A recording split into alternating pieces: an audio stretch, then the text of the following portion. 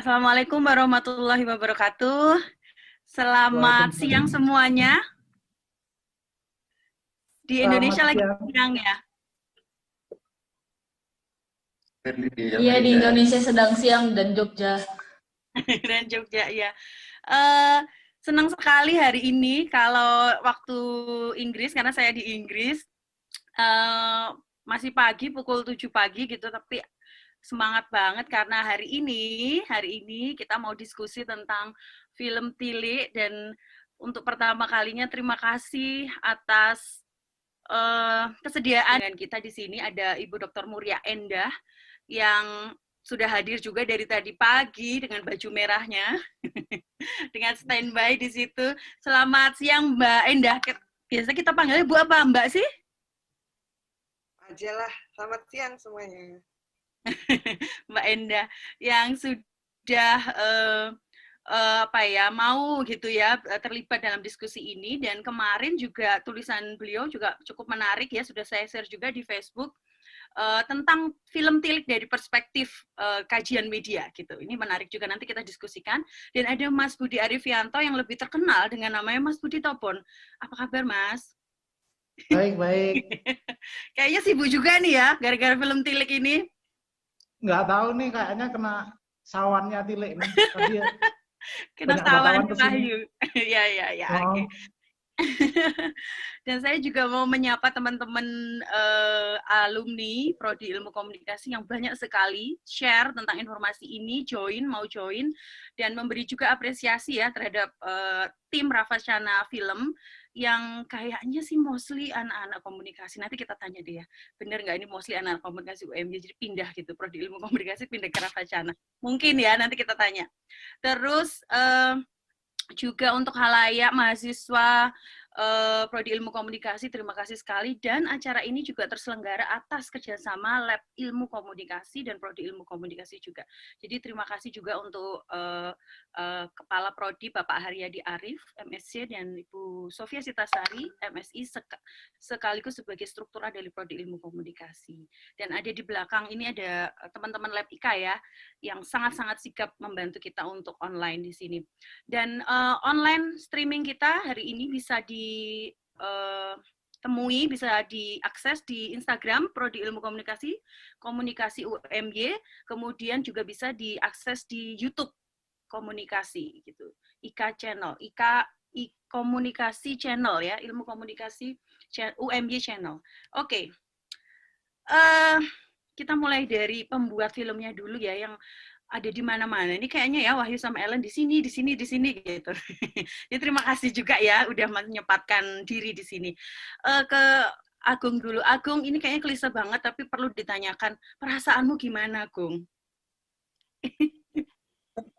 Perasaan teman-teman semua sebagai pembuat filmnya kali ya, Mbak. Kita intinya speechless ya. Karena nggak menyangka bisa sebegininya masifnya. Gitu. Karena ini mungkin jadi gebrakan pertama juga buat film pendek di Indonesia bisa sebegininya penyebarannya. Gitu sih. Oke, untuk informasi film ini udah pernah menang ya di Piala Maya tahun 2018, kemudian Official Selection Jogja Netpack Asian Film Festival 2018 dan Official Selection World Cinema Amsterdam 2019 gitu. Jadi sebelum diputar ini film sudah keliling kemana-mana gitu ya, Bang? Iya, Ellen yang jawab, silakan. Jadi dari 2012 dirilis, kami langsung mendistribusikannya ke festival-festival Mbak. Dan kebetulan yang nyantol itu ada 3 itu. Oke. Bisa diceritakan lagi nggak proses kreatif yang dilalui? Pasti tidak mudah ya, dari cerita yang juga ditulis oleh penulis yang sangat-sangat cukup terkenal ya dalam konteks film-film Yogyakarta pada khususnya gitu, sampai ke eksekusi gitu. Silakan Wahyu atau Ellen. Ya, proses ceritanya sebenarnya muncul di tahun 2016, Mbak. Karena kan aku sama Mas Bagus itu kan sering nongkrong bareng diskusi di angkringan gitu kalau malam-malam sambil ngeteh, sambil ngopi gitu. Nah, karena keseringan itu suatu ketika beliau cerita ke aku kalau beliau habis lihat tradisi tilik itu di salah satu rumah sakit di kota. Cuman waktu itu dia ceritanya kalau sebenarnya ini tuh nggak mau tilik lah, tapi mau pada Malioboro gitu. Nah dari situ denger ceritanya aku sebenarnya sudah tergelitik dengan itu gitu. Kok menarik ya mas, kok seru ya mas gitu. Nah karena obrolan itulah ketika aku pulang besoknya aku ngobrol sama Ellen, kalau aku cerita kalau tadi habis cerita mas baca gini dapat gini nih kayaknya menarik banget gitu. Nah, aku pengen deh bikin film soal ini, aku bilang gitu waktu itu ke Ellen. Cuman waktu itu Ellen ngingetin ke aku dan ke Mas Bacep juga kalau kayaknya kalau tahun segitu kita waktu itu belum apa ya, belum bisa merealisasikannya, belum merasa mumpuni juga, dan kami merasa waktu itu effortnya gede nih kalau harus bikin film ini. Sehingga ya udahlah, entarlah pelan-pelan dulu. Selang 2 tahun kemudian, karena Dinas Kebudayaan Daerah Istimewa Yogyakarta kan punya program namanya Dana Istimewa. Dana Istimewa itu untuk pelaku kesenian, salah satunya film, dan akhirnya kita coba untuk masukin cerita itu ke Dana Is tersebut. Sehingga ketika itu kami membuat naskahnya draft 1 dengan proposalnya, akhirnya masuk, lolos kurasi, akhirnya kami pitching gitu.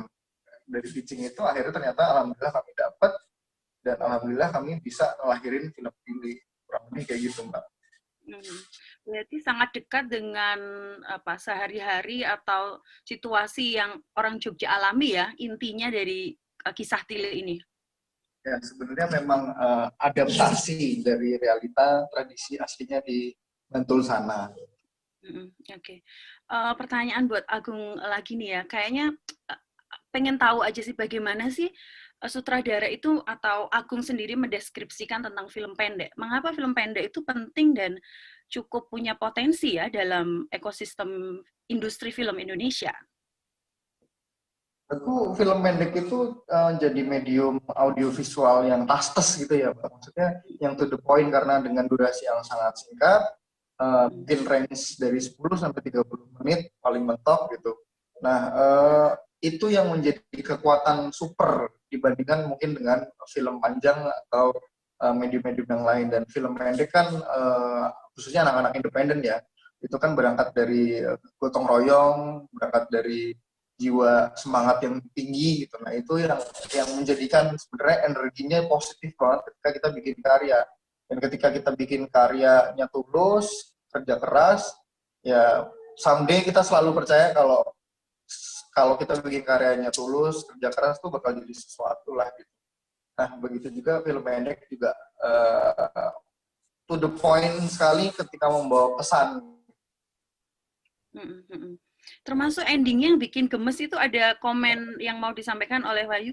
Endingnya tuh kayak gantung gitu ya, atau emang sengaja di plot twist gitu, atau memang bikin orang gemes gitu. Ya, apakah itu juga ciri dari film pendek yang dibuat oleh Rafa Chana gitu?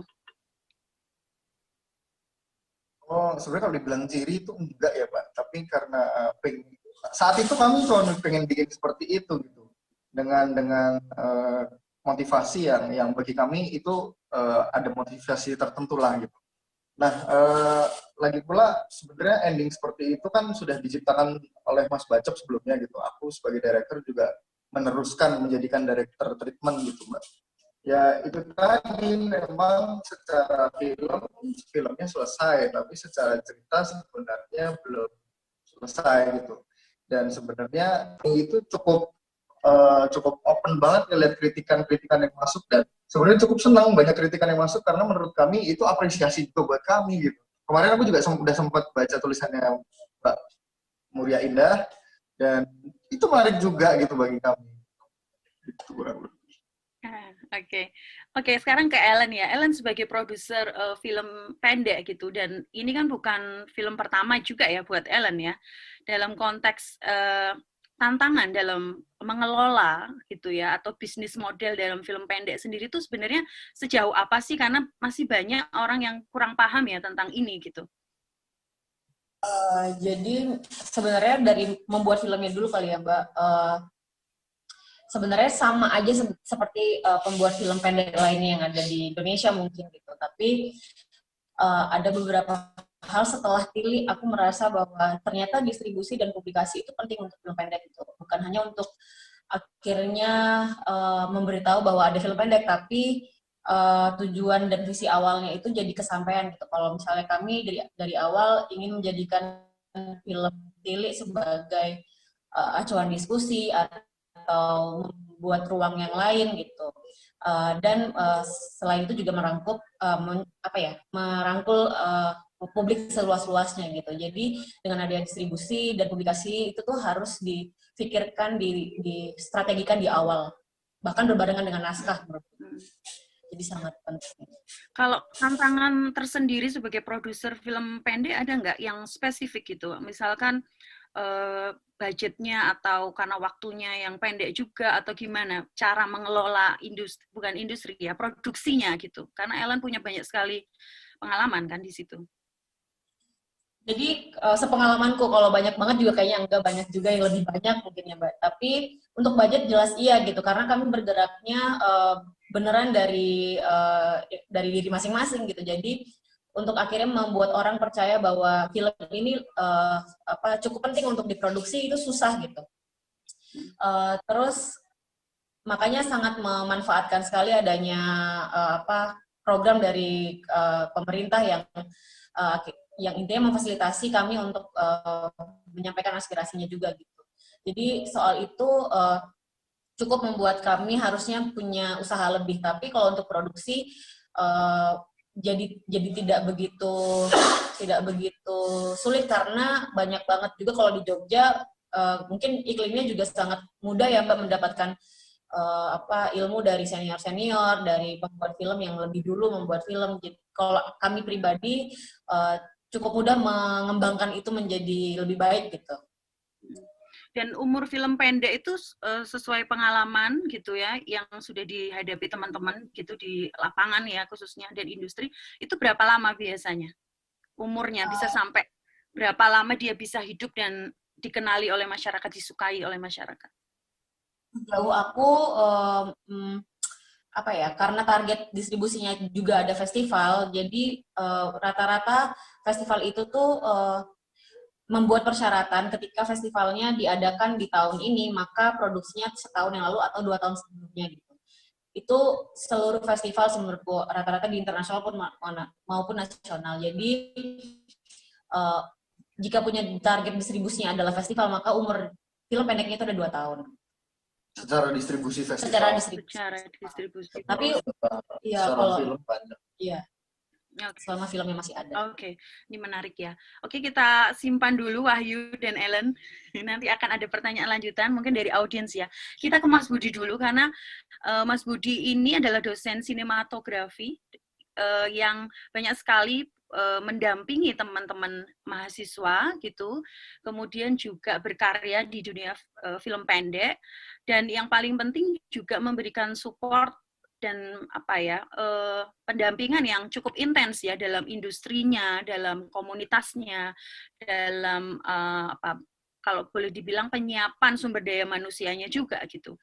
Untuk Mas Budi sebenarnya film pendek itu apa Mas Budi? Ya kalau dilihat dari fisik yang jelas secara durasi dia pendek. Tapi uniknya di sini film pendek itu ternyata kalau kita coba melihat dari beberapa acuan, biasanya mengacu pada festival-festival yang sudah ada gitu. Ada juga yang menyebut bahwa durasi 40 menit itu pendek. Ya. Ada itu di beberapa festival tuh itu masuk kategori pendek karena kalau film feature-nya itu film panjangnya itu 120 atau 90 ke atas gitulah, itu disebut sebagai film feature, film panjangnya gitu. Tapi kalau film pendek akhirnya jadi kalau ditanyakan secara spesifik itu durasinya memang pendek, tapi sependek apa itu tergantung dari kebiasaan dan kuratorial dari festival gitu. Biasanya mengacunya seperti itu, di situ bisa diacu seperti itu.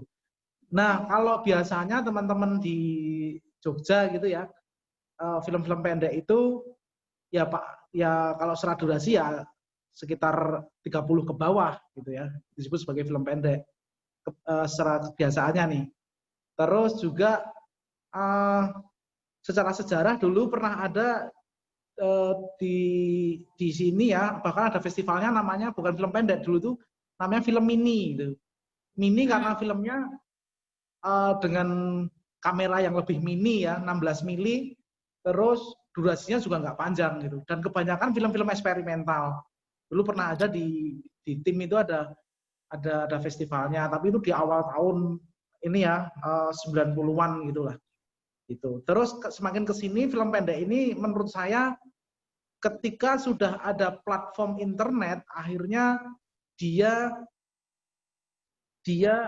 mengalami masa emasnya, ya. Dibanding ketika dulu di zaman tahun sekitar 98-99, ya, walaupun sudah mulai tumbuh komunitas-komunitas pembuat film pendek, tapi sebenarnya tidak berpikir seperti yang Ellen bilang tadi ya, film pendek, tapi sudah ada pertanyaan tentang distribusi. Tentang festival, ini mau dibawa kemana, umurnya berapa. Dulu tidak ada pertanyaan seperti itu. Jadi sudah bisa produksi aja udah bersyukur gitu. Jadi belum bisa berpikir ini mau distribusi kemana, karena bioskop ya nggak bisa, televisi ya nggak doyan gitu kan. Terus akhirnya ya hanya diputar dari kantong budaya yang ada gitu ya, atau komunitas-komunitas pemutar film gitu. Atau juga bisa melalui kinaklab kampus gitu. Nah, beda dengan sekarang ini, film pendek ini dia sangat leluasa ya. Ini mau film pendek ini tujuannya mau kemana, bahkan di dalam hibah danai sendiri itu ketika mengajukan proposal itu selalu sudah ada pertanyaan ini film outputnya mau kemana. Nah, ketika outputnya mau kemana, berarti nanti treatmentnya seperti apa, desainnya seperti apa, itu akan berbeda-beda. Gitu. Nah, itulah perkembangan film pendek. Nah, masa emas karena ada platform digital tadi, sampai pada akhirnya distribusi itu bisa kemana aja, dan umurnya lebih lama. Gitu. Festival mungkin sudah dianggap usur karena sudah lebih 2 tahun gitu ya. Tapi ketika itu sudah ada di YouTube atau kita coba sistem streaming kan seperti ini, umurnya bisa lebih lama. Tilik sendiri sebenarnya dia 2018 ya, tapi baru viralnya sekarang gitu. Sebenarnya itu produksi 2018. Tapi itu karena platform internet sebenarnya. Itu sih. Kira-kira itu Mbak, kira-kira film pendek gitu. Jadi ekosistem itu juga sangat mendukung ya dalam konteks produksi, kemudian brainstorming, distribusi. Tadi kayak Ellen juga menyebutkan mungkin kalau dia tidak di Jogja juga situasinya tidak terlalu mendukung film pendek gitu, Mas Budi. Kalau produksinya mungkin ya, tapi kalau sistem distribusinya sudah sangat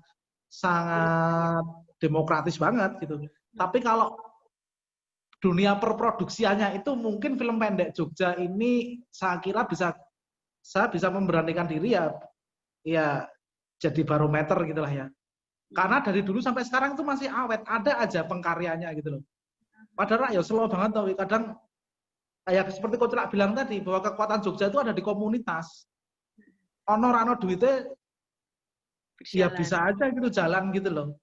Ya karena komunitas tadi, dan ini salah satu komunitas Rawacana ini saya lihat ini komunitas yang dia mau belajar dan mau mengadopsi komunitas-komunitas di tahun-tahun sekitar 90-an itu tadi, 99 tadi. Dia berkomunitas, tidak asal sekarang jadi kayak kumpulan siap callingan seperti itulah.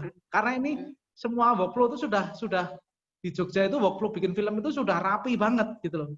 Anak-anak itu udah begitu keluar dari kampus atau masih posisi dia masih belajar itu sudah mengenal bahasa callingan gitu. Aku nek di calling ora gawe film. Tapi kalau anak-anak ini saya merasa ada jiwa komunitasnya gitu loh, tidak sekedar cari job aja, tapi dia juga mengembangkan pengetahuan juga gitu. Aduh, Coach Live sebagai informasi ada panggilan sayangnya Wahyu ya Mas ya. Nggak semua orang ngerti kayaknya. Tangan dulu Coach Live ya, sorry.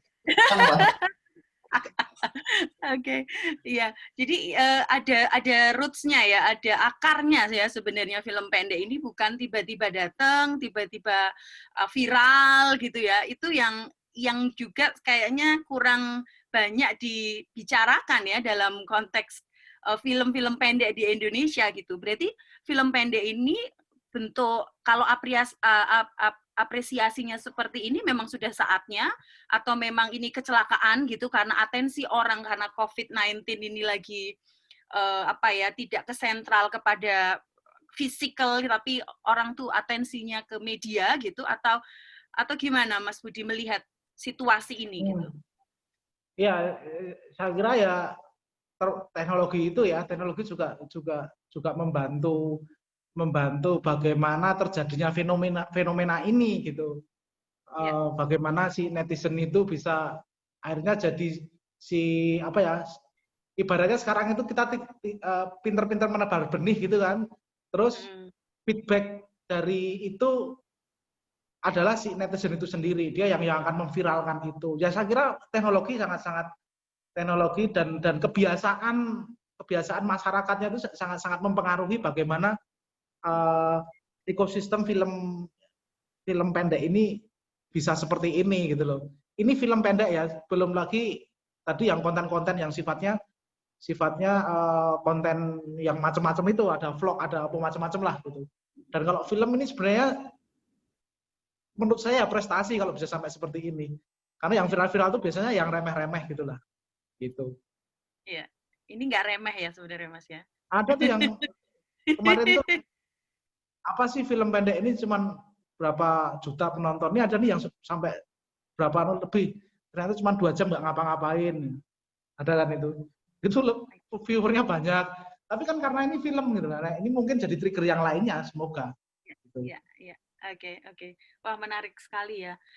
Oke, sekarang kita ke Bu Endah. Untuk informasi juga, teman-teman, jadi sebelumnya acara diskusi ini tuh mau kita buat, saya sama Bu Endah aja gitu, berdua gitu. Ayo kita buat yuk, ngeramein dan membicarakan ini dalam konteks yang lebih luas gitu ya. Bukan hanya soal industrinya, bukan hanya soal mediumnya, tapi kemudian kita bicara tentang teks dan audiensnya gitu. Karena ini juga cukup menarik gitu dalam konteks tadi ya udah bicara tentang digital, YouTube, kemudian atensi masyarakat dan ini kejutan sebenarnya kan film pendek ini menjadi viral hari ini adalah kejutan di tengah-tengah pandemik ini gitu. Ada Bu Dr. Muria Endah, Mbak Endah ini dosen ilmu komunikasi, konsentrasinya adalah kajian media, sehari-hari mengajar di pengantar kajian media di ilmu komunikasi dan perspektifnya cukup berbeda gitu ya, karena kalau teman-teman sudah baca tulisannya lebih mengkritik gitu cerita-cerita yang dibangun, konstruksi yang dibangun dalam film ini gitu. Saya kira ini juga tadi Wahyu sudah menjelaskan apresiasi yang konstruktif sekali gitu, bahwa audiens dan teks itu juga harus harus dilihat lagi gitu. Gimana Bu Endah? Mau memulai dari mana? Silahkan. Seperti yang sudah saya tulis gitu ya. Mungkin yang akan saya sampaikan sekarang merangkum dari apa yang saya tulis. Jadi kalau saya sebagai penonton gitu, sebagai penonton yang melihat film itu ya awalnya memang terhibur ya, karena ya memang lucu kan. Sejak awal tuh udah mulai kelihatan aspek humornya. Tapi begitu kemudian semakin menit-menit berikutnya begitu ada beberapa hal yang mungkin perlu saya sampaikan begitu ya, biar sebagai pengimbang aja. Kalau selama ini euforianya kan melihat film ini sebagai sesuatu yang lucu, yang positif gitulah, tapi ya perlu diimbangi juga beberapa hal sebagai catatan, karena Agung sama Ellen kan masih muda-muda, pasti akan bikin karya-karya berikutnya, jadi mungkin beberapa hal yang selama ini terlewatkan bisa perlu jadi catatan gitu. Nah, di sini paling tidak ada 3 hal gitu yang mau saya garis bawahi dari hasil pembacaan saya. Yang pertama, saya melihat di film itu menjelaskan bahwa gosip itu sebagai kebenaran yang tertunda. Ya nggak sih? Kan sejak awal sudah mulai dibahas tuh tentang ibu-ibu yang pada mempergunjingkan Dian yang suka pergi sama om-om, suka pakai baju seksi, begitu ya. Nah, itu kan terkonfirmasi di akhir cerita. Memang ada upaya untuk mengingatkan gitu ya dari Yuning, kalau ada, jangan percaya dengan apa yang ada di internet, di cross check dulu dan sebagainya. Nah, tapi endingnya kan justru mengkonfirmasi hal tersebut. Jadi kalau dikatakan nasihat-nasihatnya Yuning itu menjadi nggak ada artinya, karena di ending itu mengkonfirmasi hal tersebut. Jadi kan justru malah Yuningnya nih yang jadi kayak penyebar hoax kan. Bahasa tubuh dia di akhir cerita itu kan menunjukkan itu. Kok aku yang salah ya jadinya. Nah itu jadi hal pertama yang saya lihat, kalau memang misinya di awal itu ingin edukasi soal hoax, berita palsu, tapi kok justru narasinya mengatakan bahwa gosip, yang disebut gosip itu adalah kebenaran yang tertunda, seperti itu. Itu hal yang pertama. Hal yang kedua, saya melihat film ini itu seperti mereproduksi seksisme, tapi dibungkus oleh humor. Ya, di mana seksismenya? Ini saya melihat di situ full stereotyping filmnya. Stereotyping muncul di segala lini. Apa aja? Misalnya yang pertama, ibu-ibu itu sebagai tukang gibah. Apa iya sih ibu-ibu tukang gibah? Setahu saya gibah itu unisex sifatnya, tidak hanya dilakukan oleh ibu-ibu, bapak-bapak, mas-mas, mbak-mbak, bapak-bapak yang pernah diangkringan misalnya itu mereka juga gibah loh, juga gosip loh. Tapi kenapa kemudian yang apa namanya stereotip dalam masyarakat memang ibu-ibu itu nyinyir suka gibah. Nah, film ini seolah-olah menggongi itu gitu. Itu yang pertama. Kemudian hal lainnya adalah saya tuliskan di tulisan saya itu adalah tentang the power of emak-emak itu ya. Yang adegan polisi diserang sama ibu-ibu itu kan menunjukkan emak-emak kalau melanggar hukum udah biarin aja daripada jadi berkasus dan sebagainya. Kan itu lagi-lagi film ini seperti ngegongin lagi gitu. Lalu hal berikutnya sering kita lihat dalam kehidupan sehari-hari maupun dalam media bahwa banyak hal itu yang terjadi konflik itu yang disebabkan konflik itu terjadi antara perempuan versus perempuan. Ya, kalau ada apa namanya istilahnya pelakor gitu ya, pelakor yang ada pelakor nanti kan akhirnya ribut istrinya sama pelakornya. Suaminya ngapain? Seolah di-delete dari situ. Nah, ini juga film ini juga menggunakan logika yang sama gitu. Ini perempuan versus perempuan berkonflik. Lalu laki-laki di mana nih posisinya? Nggak ada. Posisi laki-laki dihilangkan. Nah, ada sih posisi laki-laki sama kayak narasi film-film pada umumnya. Laki-laki itu seolah-olah jadi solution maker gitu ya. Coba lihat di adegan terakhir. Pak Lurah bilang apa? Sing sabar yo. Kalau nggak salah ya, apa namanya? Nang pikirmu. Nah, itu, ya kan? Jadi sambil dipegang tangannya. Jadi masalah selesai dengan tangan laki-laki begitu. Ya kan, itu kalau nggak salah di atas pahanya itu kan pegangan tangan mereka. Nah, itu solution maker-nya begitu. Itu laki-laki yang saya tangkap menjadi seperti itu. Kemudian apalagi ya? Oh iya, soal kostum. Jilbab versus non jilbab gitu kan. Oke, saya paham sih bahwa ibu-ibu yang pakai jilbab itu tidak merepresentasikan religiusitas, karena buat orang-orang di desaan gitu ya, mereka kalau pergi itu biasanya memang paling pakai jilbab gitu. Nanti di rumah jilbabnya dilepas lagi. Oke, tapi kemudian si sosok yang dijelek-jelekkan itu si dia, gimana kostumnya? Kenapa dipilih pakai kostum rok mini? Kenapa nggak pakai celana panjang atau rok panjang? Tapi kenapa harus pakai rok mini? Itu kan seolah-olah lagi-lagi menguatkan stereotip yang sudah muncul tentang seksisme dalam masyarakat. Lalu stereotip perempuan desa yang gaptek, ya itu juga muncul lagi di situ. Apa orang desa tuh gaptek? Kayaknya nggak juga ya. Ada sih yang masih gaptek, tapi yang udah nggak gaptek juga ada sebetulnya. Tapi itu laki-laki seperti itu. Jadi intinya kalau saya lihat semua perempuan yang ada di film itu kayak monster ya. Salah semua. Mau yang ibu-ibu, mau yang muda dan cantik, semuanya jadi monster di situ. Itu hal yang kedua ya. Jadi kayaknya yang saya melihat film ini mereproduksi seksisme dalam kedok humor. Ini bahaya di situ. Humor itu akhirnya lewat humor jadi memuluskan sirkulasi seksisme itu tadi. Orang jadi luput menangkap pesan seksisme yang ada dalam film tersebut. Lalu yang ketiga soal relate gitu ya. banyak yang bilang film ini relate ya sama kehidupan sehari-hari. Oke, saya juga melihat begitu. Relate-nya di mana? Yaitu penggunaan celotehan, jokes-jokesnya itu dekat banget dengan kita. Tapi ini menjadi bahaya ketika yang disebut relate itu adalah soal seksisme tadi. Bahwa ibu-ibu gibah itu real. Bahwa perempuan desa itu gaptek itu real. Perempuan yang pakai rok mini itu bukan perempuan baik-baik, itu menjadi sesuatu yang real. Padahal yang real itu kan stereotipnya. Nah, ketika film itu juga menampilkan stereotip yang sama, jadi seolah-olah merealkan sesuatu yang sebetulnya stereotyping. Stereotyping kan tidak real kan? Ya kan, itu hanya prasangka-prasangka saja. Jadi itu sih yang saya lihat, yang saya baca dari film ini. Seperti itu. Okay. Untuk Bu Enda sendiri, mengapa penting melihat film ini atau film apapun ya dalam perspektif yang kritis gitu atau perspektif yang mungkin tidak mainstream dalam konteks industri media gitu? Ya penting ya, karena kan media itu jadi sarana untuk dimana gagasan-gagasan, ide-ide itu dimunculkan. Media dengan segala sophisticatednya ya, membuat orang itu kan kadang-kadang takjub, kadang-kadang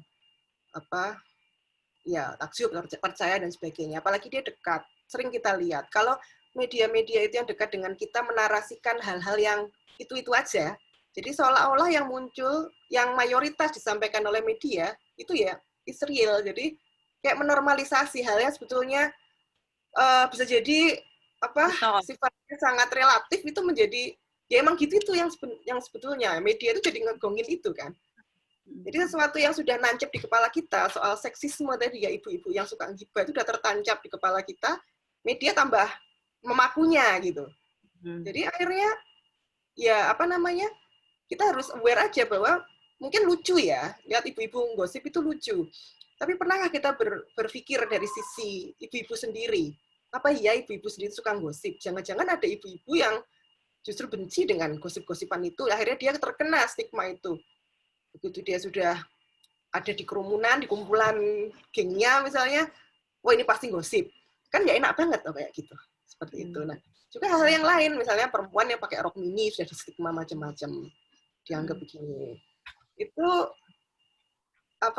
kan sebenarnya sesuatu yang sifatnya sangat relatif, pilihan cara berpakaian aja. Tapi ketika semua orang sudah punya stereotip seperti itu, media juga ikut melanggengkan itu, akhirnya itu menjadi dianggap benar, suatu kebenaran. Jadi makanya perlu yang namanya kritis terhadap media, karena hal ini harus diingatkan, harus disampaikan. Mungkin saya bisa menangkap spiritnya Agung waktu baca wawancara Device itu ya, di endingnya itu kan bilang, kita itu anak-anak perempuan single, nggak gitu ya. Jadi pengen menyampaikan narasi yang sifatnya menguatkan perempuan single. Jadi secara ide oke sih, di level kognisi sudah ada, tapi sayangnya di level eksekusi, mindset bias gendernya masih sangat kuat. Jadi kalau misalnya ingin bercerita tentang perempuan, next ya, kalau ingin bercerita tentang perempuan, sebenarnya bisa tanpa harus menghina perempuan juga, tanpa harus meliankan perempuan.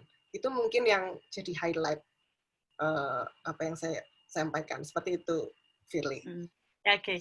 Terima kasih Bu Enda, Mbak Enda atas review ya, kritik ya terhadap film ini, dan ini juga hal yang perlu untuk didengarkan dan menarik sekali dari perspektif yang berbeda, dan mungkin ini bukan perspektif yang pada umumnya, karena tadi yang disebutkan Bu Enda, pada umumnya melihat ini sebagai suatu film sebagai hiburan gitu.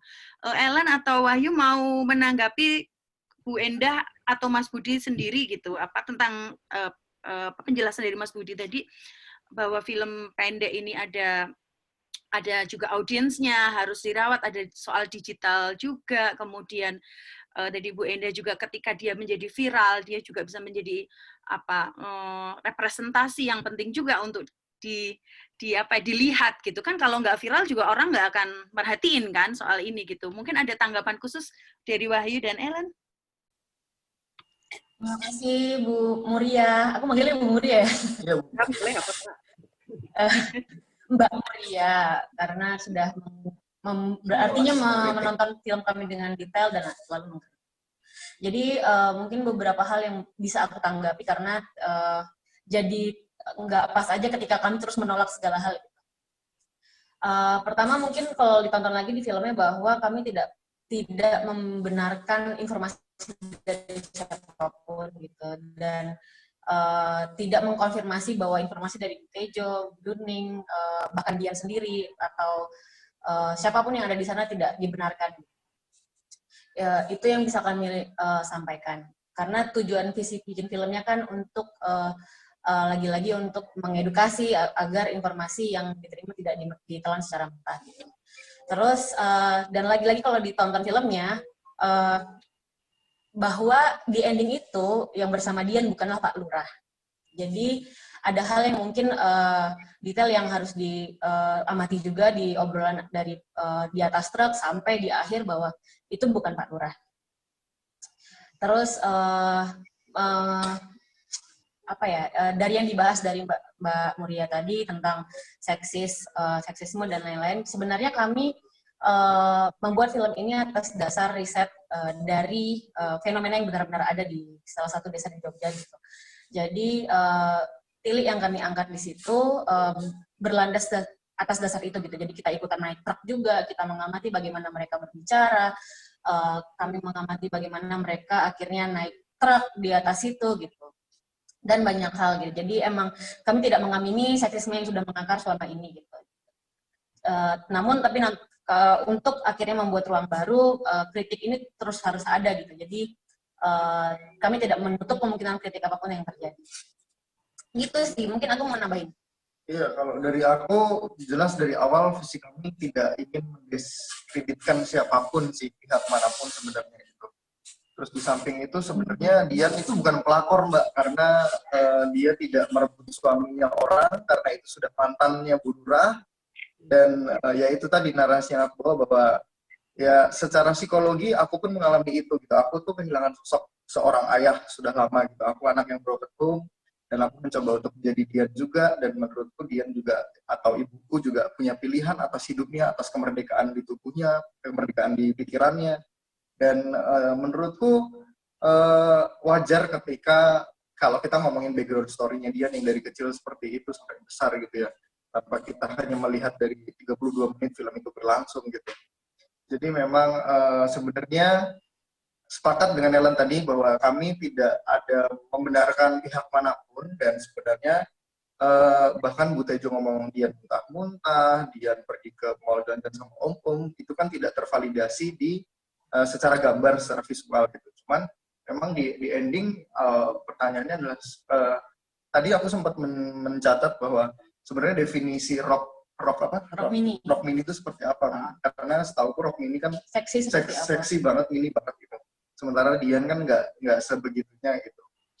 Yang itu kita temukan yang terjadi di realitanya bahwa ke kantor pakai rok di bawah lutut dan baju lengan panjang gitu. Yeah. Dan tidak menggunakan jilbab. Pun ada sebenarnya yang lain. Sama sebenarnya mungkin di ending itu juga kami ingin memberi pesan yang menurut kami jadi jadi pesannya gitu ya Mbak, bahwa perempuan itu juga sebenarnya punya keputusan atas dirinya sendiri gitu. Lagi-lagi kalau ditonton lagi ya tadi kayak udah Agung bilang, udah dikasih spoilernya bahwa Pak Minto yang bersama Dian itu bukan Pak Lurah, itu mantan suaminya gitu. Sedangkan Dian adalah perempuan yang belum menikah dan punya hak untuk menikah dengan siapa saja atau menyukai siapa saja, terlepas dari pandangan orang di sekitar. Ya, karena di tengah film sempat ada dialog yang mengatakan bahwa Dian ditinggal-tinggal oleh bapaknya kecil gitu-gitu. Nah, itu menurutku secara psikologi Dian itu membutuhkan sosok yang lebih tua dalam tanda kutip gitu ya, untuk hidupnya, untuk mengayomi dia. Dan sebenarnya kan tidak ada validasi juga bahwa ada hubungan spesial antara Dian dan Pak Minto. Bisa saja mereka kakak adian gitu, kayak milenial zaman sekarang gitu. Kita tidak membenarkan apapun. Maksudnya kita tidak memvalidasi apapun sebenarnya gitu. Gitu. Segitu dulu ya kali ya. Mungkin monggo ditanggapi Muria atau Mas Topon. Wahyu dan Ellen, kalau ini pertanyaan dari aku sih. Sebenarnya aku tadi di awal bilang ya, Rafa Chana itu atau Agung lah, kayaknya tuh kalau buat film tuh membiarkan orang punya theater of mind sendiri gitu. Jadi menebak-nebak sendiri, kemudian endingnya tuh orang tuh bikin keki gitu. Ya kalau ada yang belum nonton film Sing Sut, film sebel banget gitu, anak lanang itu sebel banget gitu aku. Makanya aku tadi itu curiga, apakah ini ciri, apakah ini tujuan, apakah ini karena medium film pendek itu yang terbatas atau gimana sih sebenarnya gitu? Mungkin ketiga halnya termasuk kali ya Mbak, tiga-tiganya. Cuman memang kesannya jadi signature. Aku sebenarnya belum begitu menyadari betul kalau itu sebagai sebuah signature ya, karena signature-ku malah justru ke komedi gitu kan. Tapi ya mungkin saja jadi seperti itu, cuman aku belum sadar Mbak. Tapi memang itu rasanya enak ketika kita membuat film dan di akhir film jadi bahan diskusi. Selesai nonton filmnya terus akhirnya orang bisa diskusi terkait film itu. Dan sebagai pembuat kami juga tidak membatasi apa ya Mbak, interpretasi atau persepsi orang terhadap film yang kami buat. Jadi kayak yang di awal lagi bahwa kami membuat film bukan hanya untuk dipuji, bukan hanya untuk sekedar menjadi film, tapi ya terjadi ruang seperti ini gitu kan. Sangat senang sekali adanya forum ini terjadi. Dan kita pikir akan multitafsir. Maksudnya semua orang pasti punya pendapat masing-masing gitu ya. Gak mungkin kita sejagat raya ini punya pikiran yang sama gitu. Jadi itu oke banget sih. Oke banget ya. Oke, Bu Enda ada yang mau disampaikan? Aku sepakat tuh ya sama si Ellen. Bu Enda dulu, Mas Budi. Bu Enda dulu. Nanti Mas Budi udah punya pertanyaan yang lain. Iya, oke sih. Sudah bisa nangkep misinya. Cuma kan lagi-lagi kan orang nonton film nggak cuma sekali, nggak selalu berkali-kali kan, kadang cuma sekali. Jadi mungkin banyak hal-hal yang dijelaskan Agung sama Ellen tadi yang tidak saya tangkap, nggak tahu mungkin yang lain ya, paling saya tidak saya tangkap ketika nonton itu. Saya tahu kalau si Dian bukan pelakor, iya, saya tahu. Jadi hubungan mereka itu sebenarnya nggak ada masalah, saya tahu. Cuma konfirmasi kecurigaan itu kan tetap ada. Terus sama kan, terus sama bapak. Misalnya gitu loh. Ya oke, nggak apa-apa. Cuman perlu dipahami juga orang nonton film kadang-kadang nggak harus berkali-kali. Saya cuma sekali sih memang. Jadi itu juga mungkin dipertimbangkan supaya pesan tadi bisa nyampe. Makanya ya saya juduli di tulisan saya itu kan perjalanan yang tidak sampai ya. Mungkin karena ada beberapa pesan yang saya tahunya gara-gara baca wawancara itu. Karena ternyata begini-begini. Tapi begitu yang nonton itu saya tidak menangkap itu. Nah makanya mungkin nanti itu entah gimana caranya, itu urusan para filmmaker bisa diikan lagi seperti itu. Ya. Untuk Bu Enda sendiri sebenarnya setelah orang menonton film gitu, potensi-potensi apa sih yang bisa kita lihat dalam sebuah film? Misalkan bisa buat riset, bisa buat diskusi, bisa buat tulisan. Saya kira kan Bu Enda banyak sekali memperhatikan ya soal ini, dan tulisan-tulisan Bu Enda misalkan sebagai contoh adalah bagian dari ekspresi atau bagian dari kritik film sendiri gitu, atau apa sih yang mau Bu Enda bisa lihat dari kajian-kajian film yang secara utuh dan akademis misalkan? Ya, saya penggemar film yang jelas itu pertama. Hobi saya nonton film, aja dulu suka nonton film, bukan sekedar semata-mata menjadikan film sebagai hiburan, tapi saya bisa belajar banyak dari film. Termasuk dari film Tili itu juga belajar banyak saya. Ya, jadi apapun yang saya tonton, film apapun, jadi saya nggak lihat ada film jelek gitu ya. Dari film yang jelek pun saya juga belajar sesuatu, jadi itu yang penting. Jadi ketika saya sudah belajar sesuatu dari film, ada kegelisahan, ada hal-hal yang membuat saya penasaran, itu akan selalu coba saya renungkan, coba akan saya gali-gali lagi, saya bongkar, saya aduk-aduk lagi. Ya syukur-syukur bisa jadi tulisan, bisa jadi bahan riset, yang bisa dibaca banyak orang, bisa mencerahkan banyak orang. Kalau saya pribadi seperti itu. Wah, menarik sekali ya. Kalau saya pribadi melihat attitude dari filmmaker yang sangat terbuka dengan kritik, kemudian bagaimana kemudian akademisi juga merespon ini, kemudian menjadi dialektika yang sehat, itu juga nggak datang dari satu malam kan, gitu. Mental-mental yang dimiliki oleh Wahyu dan Ellen ini juga menurut saya, karena saya juga alumni dari komunikasi, bisa sangat menjadi role model dari teman-teman nanti di adik kelas atau teman-teman yang juga bergerak dalam industri apapun ya. Saya kira masukan itu sangat penting gitu. Dan tadi Bu Enda juga mengatakan potensi-potensi atas industri itu sendiri dari kacamata kritis dan akademik juga sangat banyak. Sekarang ke Mas Budi. Nah, Mas Budi, gimana sih caranya bisa menghadirkan kultur-kultur yang aku sendiri ngelihat Ellen dan Wahyu ini sangat bisa dicontoh gitu sebagai orang yang berani buat, ya berani dikritik, berani berhadapan dengan audiens, karena itu juga udah milik audiens gitu, dan Bu Enda juga sudah menyampaikan apa yang menjadi bagian part of dia sebagai akademisi, beliau sebagai akademisi gitu. Kultur apa yang sebenarnya sudah dibangun dalam ilmu komunikasi gitu, pada khususnya ya prodi ini, atau mental-mental apa saja sih yang harus dimiliki oleh pembuat film atau orang yang bekerja dalam produksi audiovisual gitu. Oke, kalau dalam kaitannya di dunia pendidikan ya, kalau saya melihat tradisi berkarya itu harus ditumbuhkan sejak dia kuliah gitu ya. Tidak sekedar berkarya, tapi bagaimana karya itu ditemukan kepada penontonnya. Jadi kalau saya tidak pernah menilai tugas akhir, misalnya dulu waktu saat dia bikin, saya ingat banget pada saat di mata kuliah sinematografi mereka bikin film omnibus yang sutradaranya perempuan semua, itu angkatannya si Ellen sama si Mas Wahyu ini.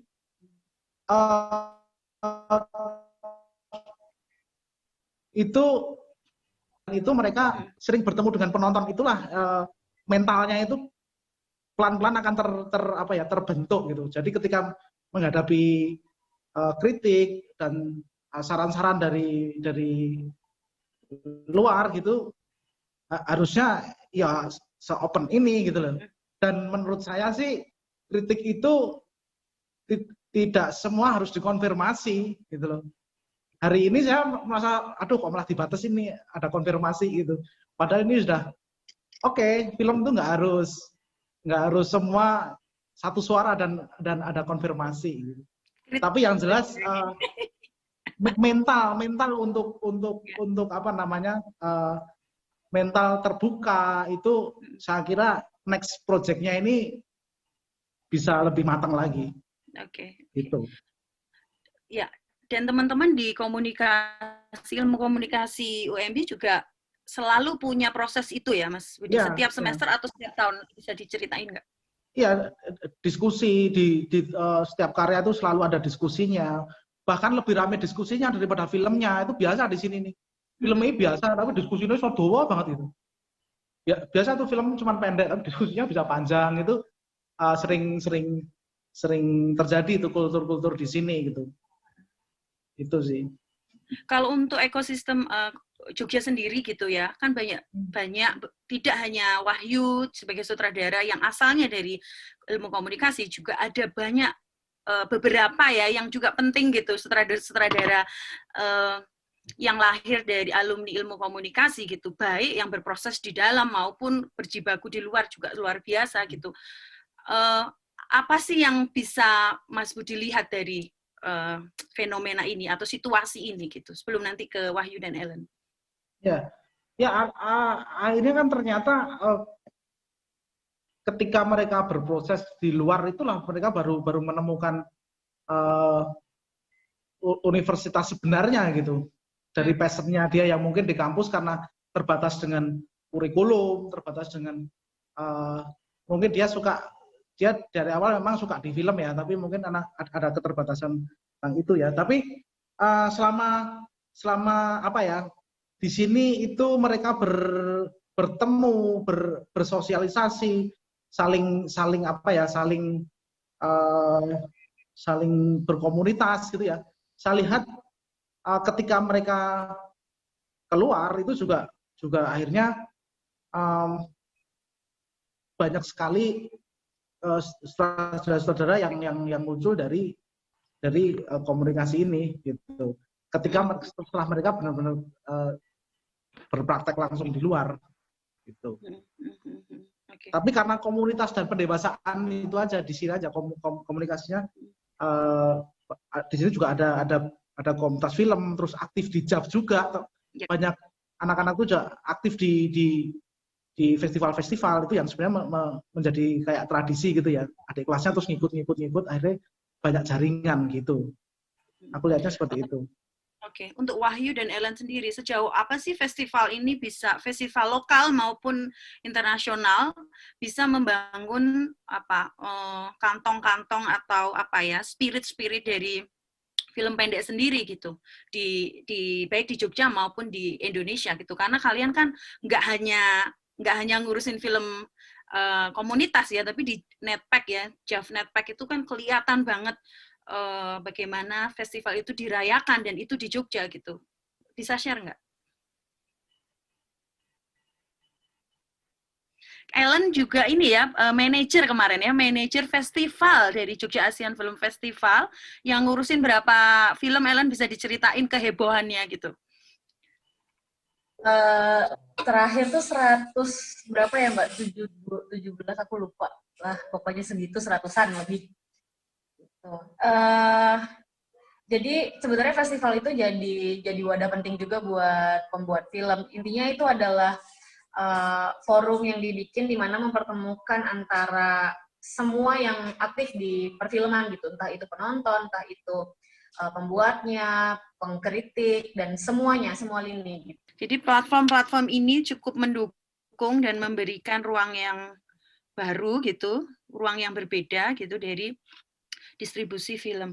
Oke, teman-teman ada yang mau bertanya sebelum saya tanya lagi nih Wahyu sama Agung soal tadi Bu Enda udah nyentil soal strategi bisa naik gitu. Nggak mungkin Bu Enda sudah bertanya, sudah memberikan kecurigaannya ya, nggak mungkin ini cuman tiba-tiba gitu ya, tapi pasti ada strategi khusus gitu. Mungkin ada yang mau bertanya, bisa di chat ya, bisa di chat di YouTube, layar YouTube, apapun, ke Bu Endah bisa, ke Mas Budi bisa, ke Wahyu dan Ellen bisa gitu, soal film pendek, distribusinya, brainstormingnya, macam-macam yang ada di sini. Boleh bertanya dan chat di sini gitu. Boleh juga salam untuk Bu Tejo gitu ya, boleh ya, macam-macam. Oke, kayaknya belum ada nih yang mau, kayaknya masih terpesona ya dengan diskusi kita. Kita saya tunggu ya teman-teman ya kalau mau bertanya gitu. Untuk Wahyu dan Ellen, mungkin Ellen ya yang pas gitu. Sebenarnya strategi biar bisa naik ini, kemudian pasti punya pengalaman dan punya cara-cara khusus gitu. Boleh nggak diceritain sedikit aja atau banyak juga boleh?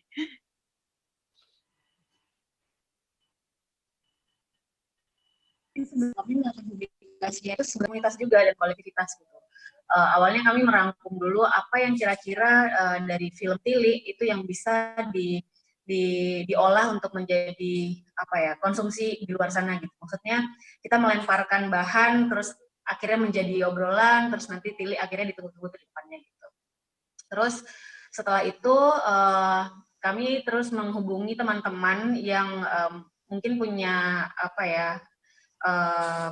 pengikut yang lumayan dan punya pengaruh yang juga cukup lumayan, tapi tidak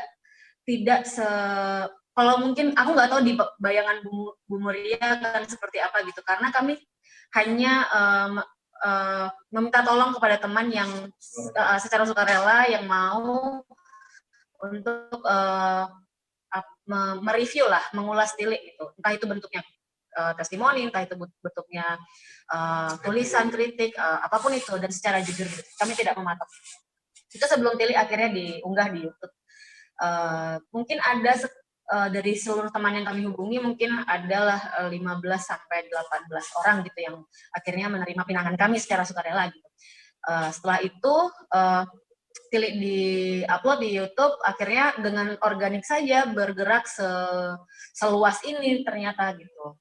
Jadi sebenarnya ada unsur tiba-tiba juga sebenarnya. Cuman memang ada beberapa hal yang kami strategikan gitu. Kalau di Ravacana dibantu sama Mbak Vanis yang salah satu member kami juga, dia yang mengatur strategi ini akhirnya sejauh ini. Dia yang menggerakkan ini menjadi sejauh itu. Oke. Jadi kantong komunitas itu juga penting ya. Pertemanan gitu sangat penting dalam industri ini. Ya. Kalau mungkin karena kami juga bergerak dengan kolektivitas gitu ya Mbak, jadi kayak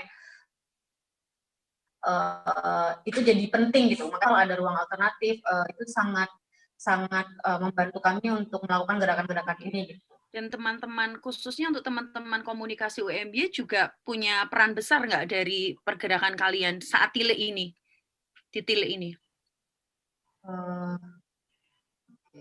Lumayan lah, karena waktu itu juga kita terbantu sama Mas Yusril Fariza, yang mana dia alumni UMY juga, sekarang jadi stand up komedian dan jadi aktor. Jadi adalah andil teman-teman di komunikasi UMY yang bantu untuk selain itu kan juga dengan sukarela akhirnya nge-up, nge-posting gitu. Jadi memang sifatnya jadi kayak gotong royong dan pedulinya jadi bareng-bareng gitu loh, Mbak. Itu kan semangat filmnya ya. Jadi kami tuh merumuskan gitu loh, Mbak, setelah melakukan publikasi ini terus kami akhirnya evaluasi gitu. Merumuskan bahwa memang harus combine gitu antara karya yang memang akhirnya kami buat dengan kepercayaan, dengan kerja keras, hati yang tulus gitu, dan disatukan dengan publikasi yang baik juga mungkin terlihat. Okay. Ini ada pertanyaan nih menarik juga ya. Sebenarnya dalam konteks strategi kreatif itu untuk sebagai sutradara itu kan tadi aku sudah menjelaskan dari ngobrol sama orang, ketemu sama orang, nongkrong sama orang. Gitu. Tapi ada nggak sih proses-proses yang biasa dilalui dalam strategi kreatif itu umumnya atau untuk Agung sendiri itu biasanya gimana?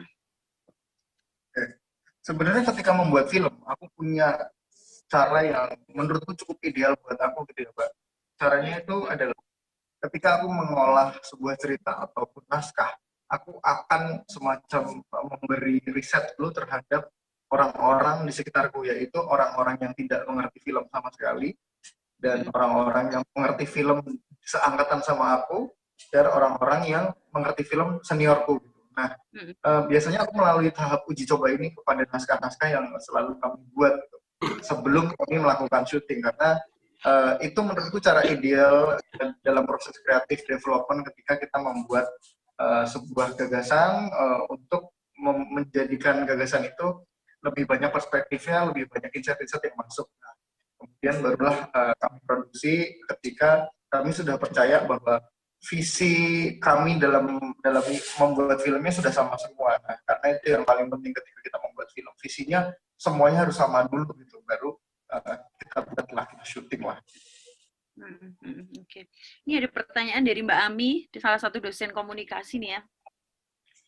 Sutradara favorit Mas Wahyu dan Mbak Ellen siapa dan bagaimana gaya penyutradaraannya berpengaruh ke kalian? Kamu berarti sutradara. Ini dalam negeri apa luar negeri? Film pendek atau film?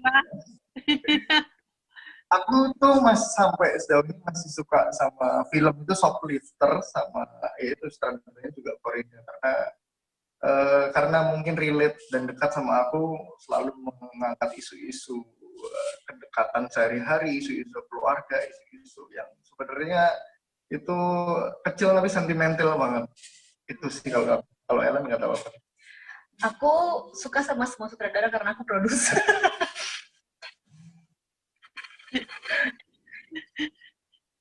Itu aja, Mbak. Kamu aman, main aman kamu, Ellen. Aku suka sama Wahyu Agung, sutradara film pilih. Gitu. Kalau untuk rencana sendiri setelah film ini kan dengar-dengar banyak nih tawaran-tawaran. Mau ini, mau itu gitu. Sejauh ini gimana respon kalian? Apa masih tenang-tenang dulu atau memang mau cari kanan kiri, mau mengembangkan lagi atau maunya gimana? Sebenarnya tuh pertimbangan sih, Mbak. Maksudnya kami tidak ingin gegabah untuk kedepannya gitu, karena ini kan lagi hiruk pikuk lah, lagi bising banget di kepala kita gitu. Takutnya ketika akhirnya kami mengiyakan pinangan itu, terus nanti endingnya jadi apa, itu aja yang jadi hati-hati gitu. Jadi ada yang kami, Rafa Channel Team itu lagi sedang menggodok sesuatu juga gitu, sedang intinya berdiskusi terus untuk tidak salah langkah. Ya, kami sebenarnya tidak mau cepat, tapi kami maunya tepat gitu, Mbak. Jadi nanti kita lihatlah ke depan gimana, semoga ada kabar baik setelah ini. Setelah ini ya, semoga ada kabar baik. Ditunggu yang mau memberi kabar baik ya. Ditunggu yang memberi kabar baik untuk Ellen dan Wahyu. Ini ada yang bertanya ya, tapi kayaknya udah dijawab ya ini. Apakah lebih baik mengangkat realitas by research atau lebih memprioritaskan cerita yang free stereotyping? Mau dijawab lebih detail lagi nggak, Wahyu?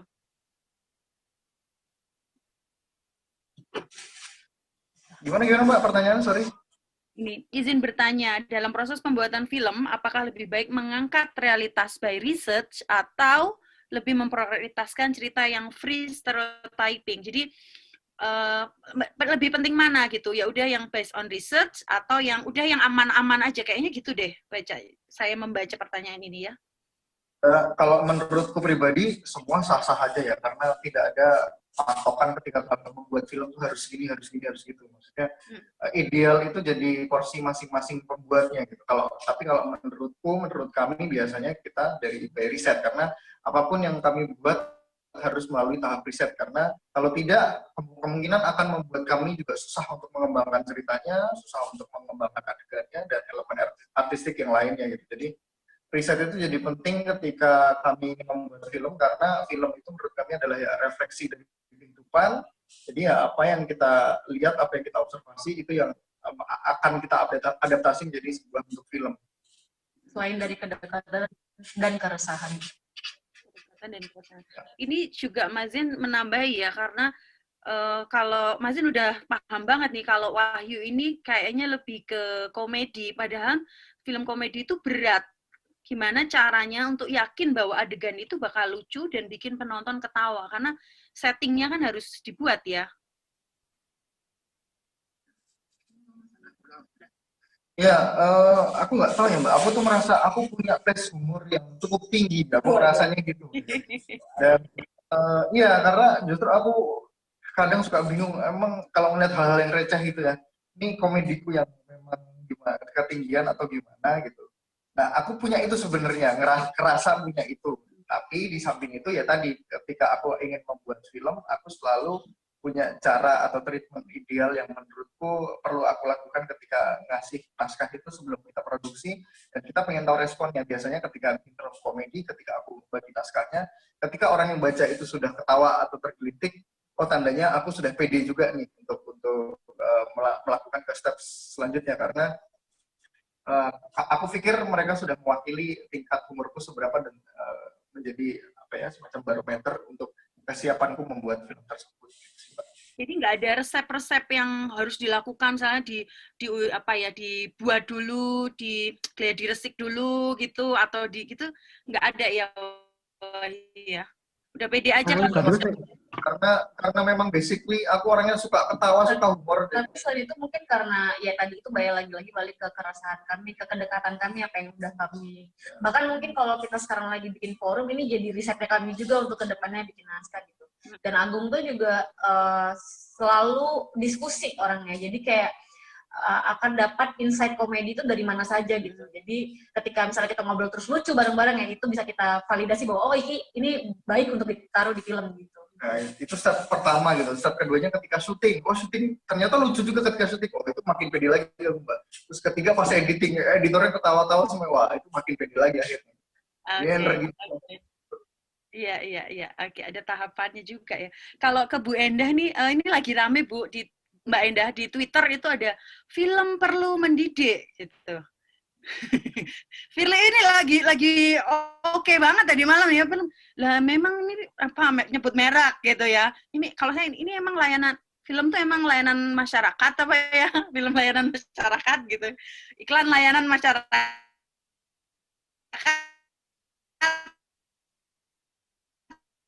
apa gitu. Jadi harus mendidik. Ya. Untuk akademi sendiri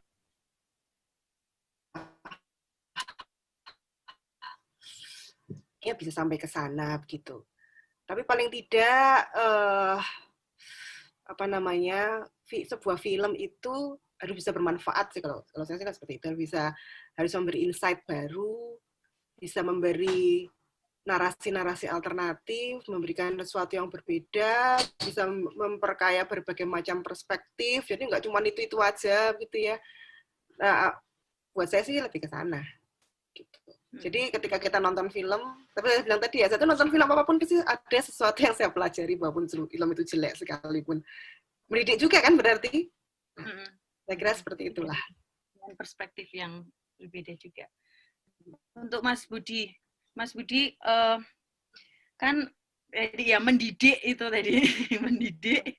Padahal tadi ada humornya, ada juga mungkin pesan-pesan kayak berat nggak sih Mas mendampingi teman-teman filmmaker gitu, atau berada pada posisi pembuat film gitu, kan aku nggak mau tanya ke Wahyu dan Ellen gitu, nggak juga akan tanya ke Mbak Enda gitu, tapi sebagai orang yang mendampingi proses demi proses, sebenarnya berat nggak sih untuk menerima keinginan ekspektasi itu, bagaimana kemudian sebagai pendidik yang menemani teman-teman buat film itu membuat energi itu jadi positif gitu. Ya, saya kira pembuat film itu kan kayak melahirkan anak juga ya. Jadi habis itu kan kita harus ngepok-pok, baru terus dibesarkan, terus gimana caranya ini bisa sampai bisa berguna gitu lah ya.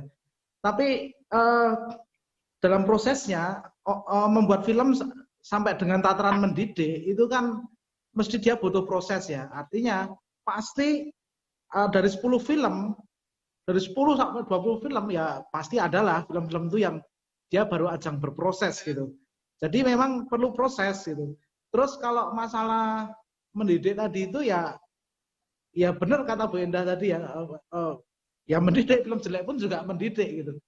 Yang belum diingat di sini itu masalah bahwa film itu butuh drama gitu. Dia itu bisa sampai karena ada dramanya, karena ada konfliknya gitu ya, ada drama-drama, bumbu-bumbu itu jangan lupa gitu. Nah kalau semuanya benar-benar kaku, by riset apa dan sebagainya, persis saklek, nggak ada bumbu-bumbunya itu kebanyakan sih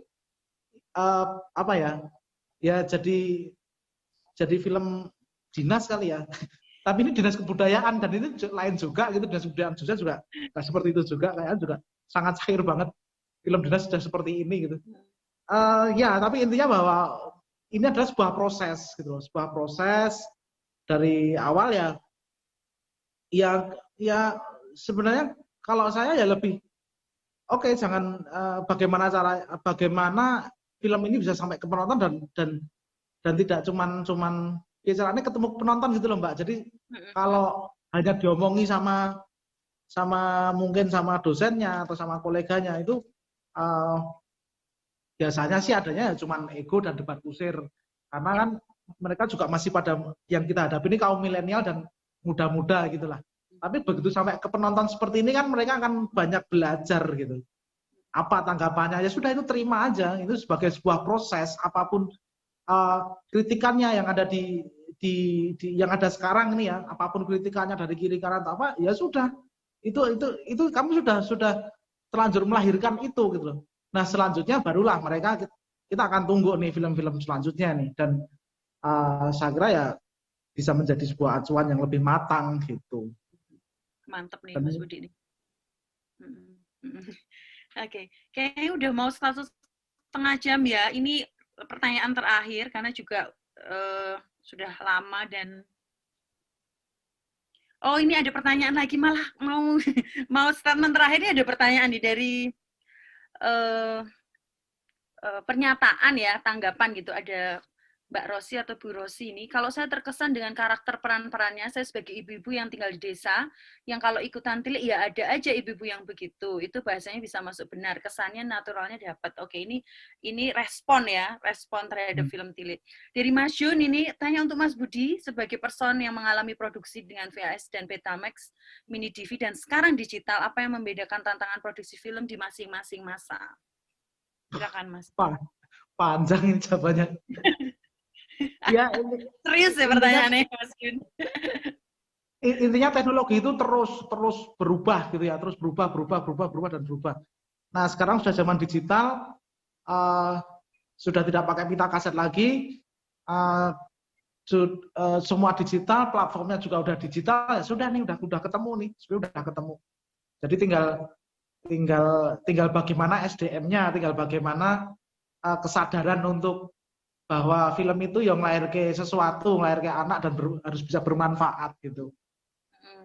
Semuanya sudah serba gampang, dan dulu itu susah ya karena mungkin tidak bisa connect ya antara bikin film, habis bikin film mau didistribusiin seperti apa, karena tempat distribusinya juga terbatas gitu. Tapi sekarang ya bioskop aja, ketika bioskop sudah setelah era new normal kan kita nggak tahu ya bioskop yang tutup berapa, bioskop yang bangun berapa gitu. Ya nggak perlu ditangisi, ya sudah, ini kejadian sudah seperti itu dan budayanya akan berubah gitu. Dan teman-teman seperti generasi seperti si Wahyu dan Ellen inilah nanti yang akan mengisi di situ, mengisi di strategi-strategi yang serba digital ini. Gitu. Kalau UMB sendiri komunikasi ada boiling ya, Mas? Bioskop keliling, betul ya? Bioling ya. Bioling. Itu. Gimana ya. Mas? Itu bisa cerita nggak? Ya update sementara akinya tekor. Karena 6 bulan nggak dipakai buat apa-apa gitu. Bannya udah mulai gembos karena ya sudah lama banget ini, udah lama banget nggak dioperasiin, dan kalau kita mau ngoperasiin juga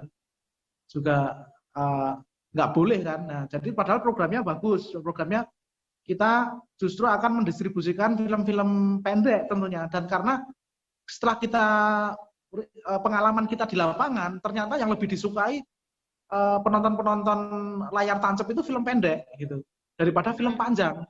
Dia mending film pendek tapi jumlahnya 10, atau film pendek yang artinya film pendek tapi jumlahnya banyak gitu daripada film panjang tapi cuman satu judul dan durasinya panjang gitu. Kayaknya ini sudah kayak kebiasaan menonton YouTube itu jadi orang lebih suka menonton film pendek gitu. Dan sangat disukai banget film-film pendek seperti ini, sangat disukai banget. Jadi COVID ini juga ada tantangan, ada peluang gitu ya kira-kira Mas ya. Termasuk soal bioskop ini gitu. Bioskop keliling. Betul. Ini. Ya, tapi kalau bioskop keliling jelas mandek, Mbak. Jelas kita menunggu keputusan dari protokoler ya. Karena udah karena kita jelas mengumpulkan orang dan itu di outdoor, di lapangan gitu. Seperti itu. Oke. Itu sih. Oke, menarik sekali ya. Dan perjalanan teman-teman untuk memutarkan film ini kira-kira udah berapa tahun Mas Budi kalau di komunikasi sendiri? Itu sejak tahun awal 2019 sih, Mbak. Enggak, perjalanan menemukan film dengan penonton itu udah dimulai di zaman kapan? Di mata kuliah sehingga ya ada bioskop yang alternatif, bioskop yang dihadirkan kan? Iya.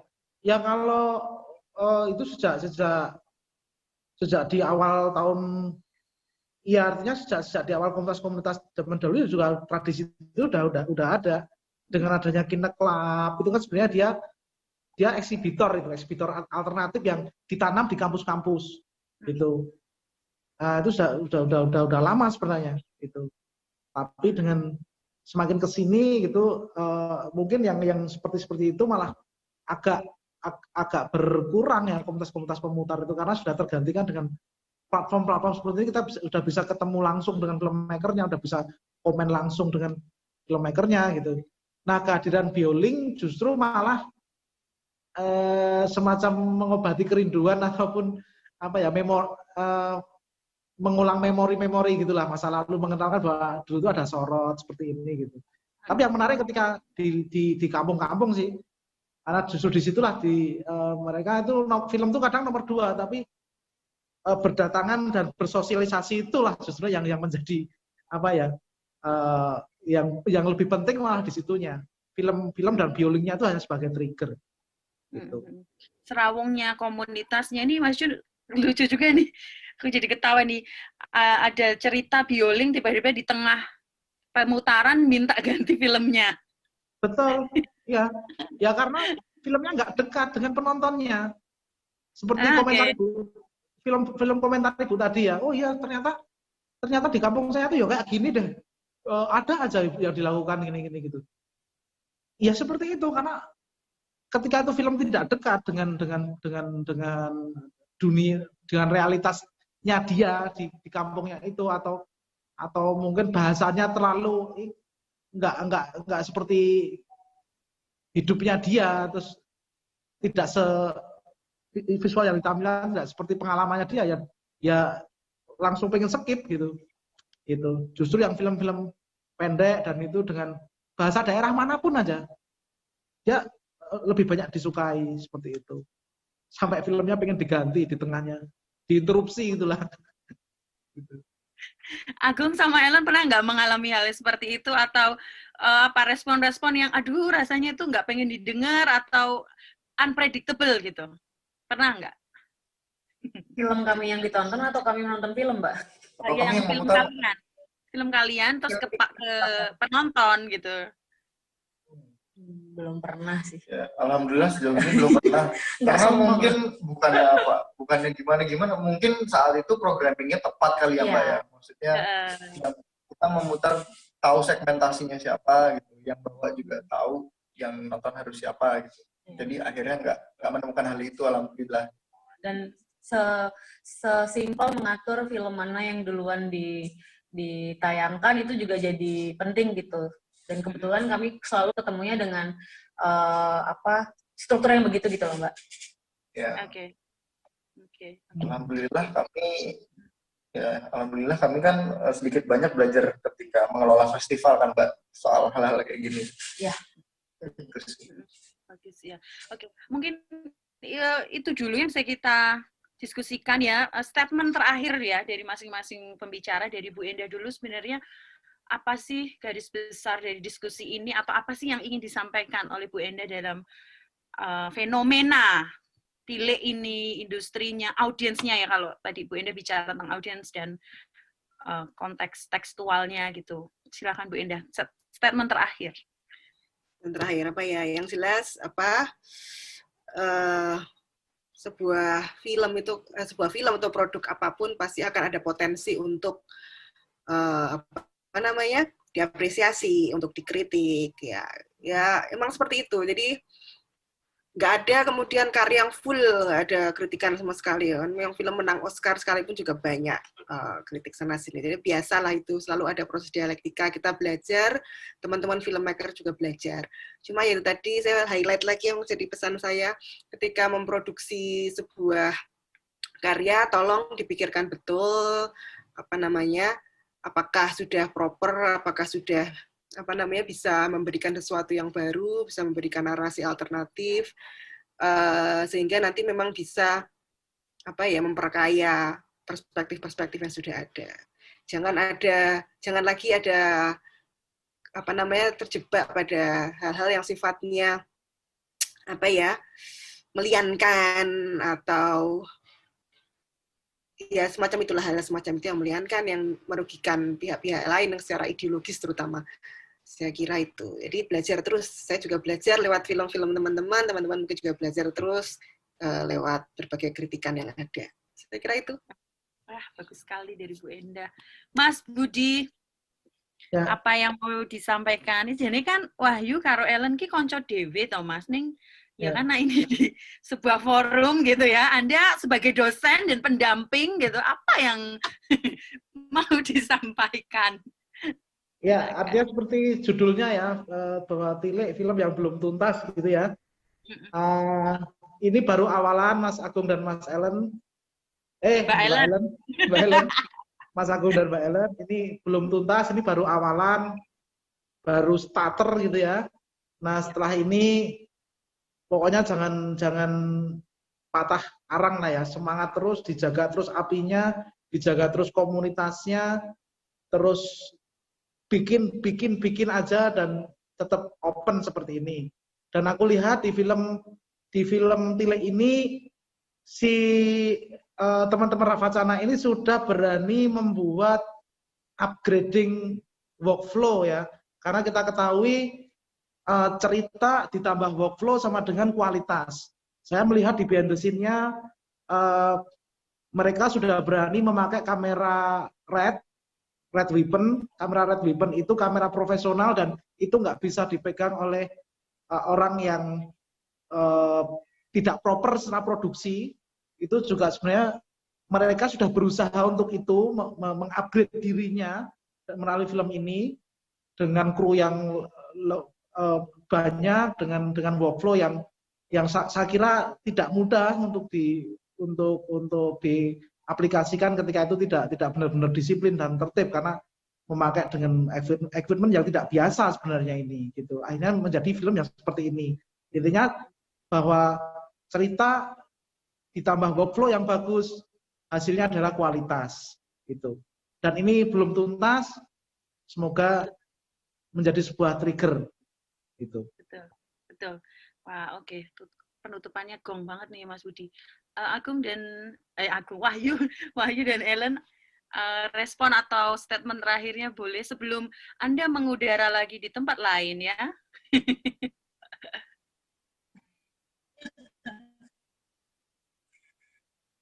Aku sebelumnya mau koreksi dulu, Mas. Aku tuh pakai Red Scarlet kan, bukan. Oh, sorry. Benar nggak sih? Jadi terima kasih juga Mas Tobon, Mbak Murika, dan terima kasih kepada ilmu komunikasi UMB juga telah mendukung kami sejauh ini, dan kami juga banyak belajar di luar dan dengan teman-teman dengan sekitar yang mendukung ekosistem sinema yang akhirnya kami juga bisa eksplorasi sejauh ini gitu. Tentu saja kami sangat memberikan keharusan bahwa film-film di luar sana itu banyak yang bisa diakses secara legal gitu. Jadi jangan lagi membajak, karena setelah akhirnya di upload di YouTube, bahkan pada begitu aja masih bahwa ini adalah film mereka. Gitu. Jangan melakukan itu dimanapun gitu. Dan untuk film siapapun. Ya, kalau dari aku hampir sama, cuma nambahin dikit aja. Itu tadi aku selalu menekankan bersama teman-teman bahwa sangat banyak film Indonesia pendek khususnya yang sangat beragam dan berkualitas yang menunjukkan identitas negara kita gitu. Dan banyak juga para pembuat film pendek seperti kami yang sedang berjuang di luar sana. Semoga apa yang kami lakukan ini bisa sangat memberikan dampak positif untuk film pendek Indonesia, dapat memberikan sebuah angin segar untuk kedepannya film pendek Indonesia, apresiasinya semakin tinggi, nggak dipandang sebelah mata dan diberi ruang seluas-luasnya oleh pihak manapun. Gitu aja. Terima kasih. Terima kasih. Semoga juga lahir Wahyu dan Ellen yang lain ya di Prodi Ilmu Komunikasi ya. Selain ada Mas Yuda, ada yang lain lah. Iya, ada teman-teman yang lain juga, tapi dan sutradara perempuan ya, semoga ada ya Mas Budi, PR-nya Mas Budi gitu. Oh iya. Habis ini. Insya Allah ya, sutradara perempuan. Ditunggu banget sutradara perempuan, karena udah ada sutradara iklan perempuan juga ya kalau di komunikasi ya. Ada Mas Erwan tuh yang tahu tuh. Ya, itu. Mas Erwan kalau Oke. Ya, terima kasih atas partisipasinya, atas waktunya untuk semua pembicara. Ada Bu Enda, ada Mas Budi, ada Ellen, ada Wahyu. Saya kira diskusi ini sangat-sangat bermanfaat. Juga spiritnya adalah konstruktif, spiritnya adalah sharing knowledge, ya, pengetahuan, sharing pengalaman. Kemudian yang paling penting adalah membangun dialog ya antara kita sendiri gitu, karena ini penting juga untuk untuk mendorong bibit-bibit yang lain ya, potensi-potensi dari mahasiswa Prodi Ilmu Komunikasi. Terima kasih juga sudah menjadi alumni yang membanggakan, Wahyu dan Ellen, aku tuh antara Agung dan Wahyu selalu gitu ya. Terima kasih untuk menjadi alumni yang membanggakan, pokoknya sarangeo ya. Pokoknya banyak sekali apresiasi dari jauh di sini. Kemudian Bu Enda juga terus menulis, karena perspektif ini juga perlu kita baca terus-menerus. Kemudian Mas Budi juga semoga selalu tabah dan tetap galak dengan dampingan mahasiswanya gitu ya. Saya juga dikerjain, dikerjain. Itu contohnya tuh ngerjain dia. Cara ngerjainnya suruh jadi figuran, Mbak. Jadi figuran ya. Cameo dibayar ora kuwi, Mas? Ayo ora dong. Oke. Dan juga terima kasih Bu bagi audiens yang sudah mampir ke sini, sudah menyimak dari awal ya. Ada alumni, ada mahasiswa, ada khalayak luas gitu, ada ibu-ibu tadi yang sangat relate, yang merasa sangat relate dengan film ini, dan dosen-dosen ilmu komunikasi yang juga nggak kalah produktif dan apa ya, supportnya luar biasa bagi mahasiswa gitu. Ada Mas Jun, ada Mbak Friski, ada Mas Erwan yang di belakang panggung ini, kemudian ada sama Mbak Mazen, Mbak Ami gitu. Dan mungkin dosen-dosen yang nonton tapi nggak muncul di chat ini gitu. Juga kepada Pak Haryadi Arif sebagai Ketua Prodi dan Bu Sofia Sitasari sebagai Sekretaris Prodi, dan teruntuk spesial untuk Lab IKA ya, Laboratorium Ilmu Komunikasi, teman-teman yang sudah berproses di situ. Dan kayaknya Ciko juga penting ya, Wahyu ya. Komunitas Ciko sangat penting dalam proses ini gitu. Konten ini akan di-save di YouTube ini ya, Mas Budi ya? Ya. Ya, akan di-save. Kalau mau nonton lagi atau mau disebarkan, mau di-sharing ke orang lain, boleh banget. Follow juga Prodi Ilmu Komunikasi Instagramnya. Rafa Cana juga boleh di-follow ya.